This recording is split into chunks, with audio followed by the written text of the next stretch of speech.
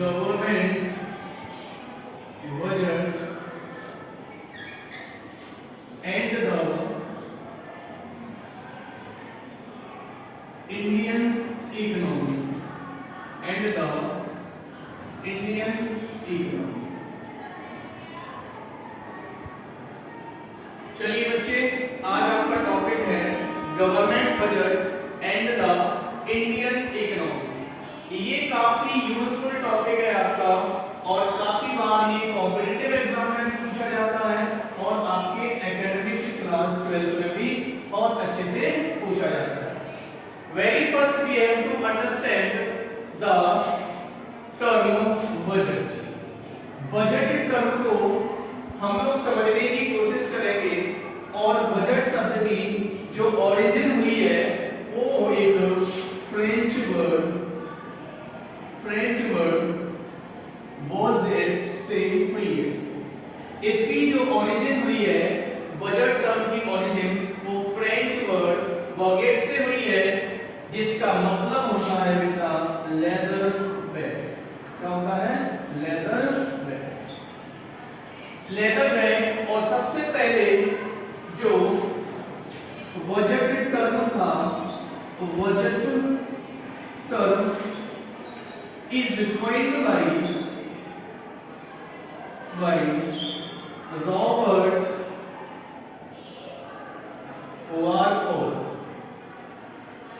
Robert Walpole के द्वारा इस शब्द को सबसे पहली बार 1733 में कॉइन किया गया या टॉसअप किया गया। 1733 में फर्स्ट टाइम इस शब्द को कॉइन किया गया था। किसके द्वारा?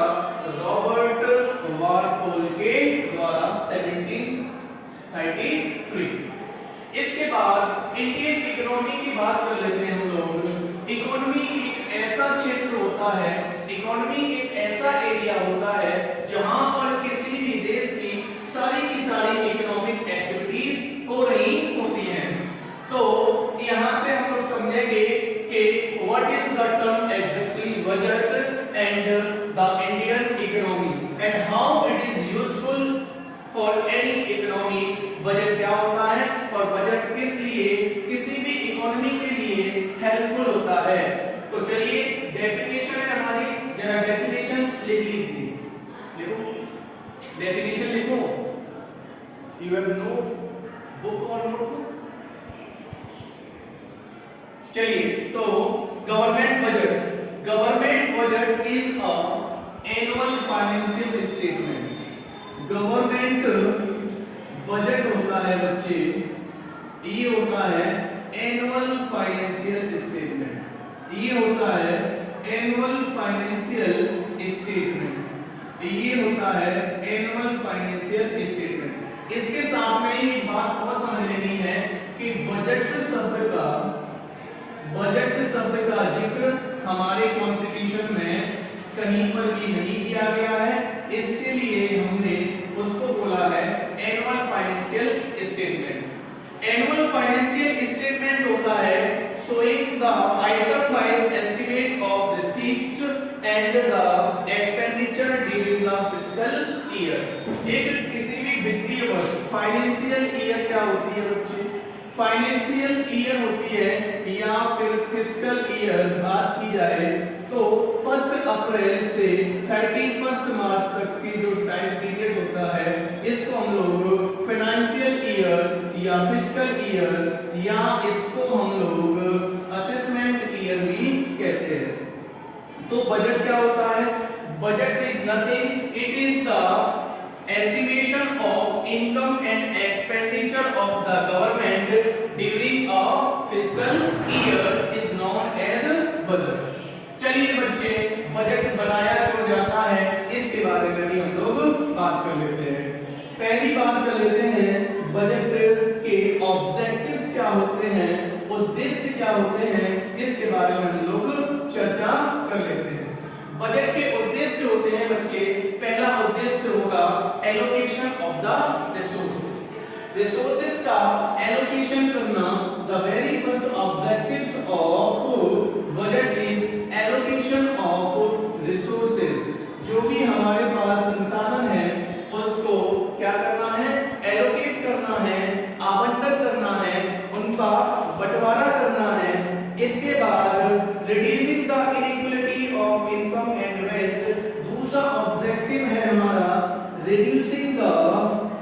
reducing the inequalities of income and wealth।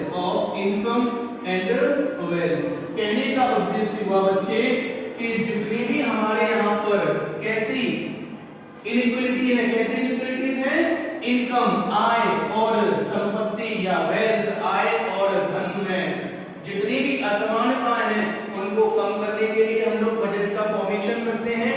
इसके अलावा इकोनॉमिक स्टेबिलिटी लाने के लिए क्या एक और पॉइंट है बच्चे, इकोनॉमिक स्टेबिलिटी लाने के लिए हम लोग बजट बनाते हैं। इसके बाद एक काम और होता है बच्चे, इकोनॉमिक ग्रोथ और इसके अलावा रीजनल डिस्पैरिटीज को